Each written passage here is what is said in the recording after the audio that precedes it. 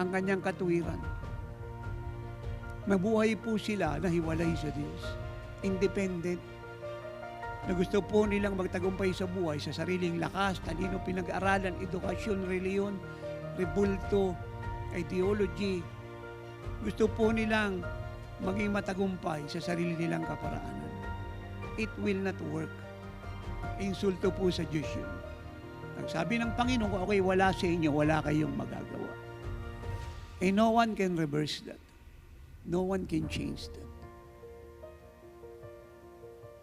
At hinalintulad niya po ang buhay ng tao sa isang sanga.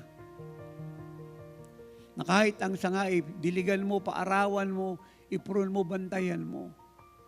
Malibang siya po'y nakakabit sa puno ng tuloy-tuloy, hindi po pansamantala. Nakakabit sa puno ng tuloy-tuloy ay hindi siya mamumunga.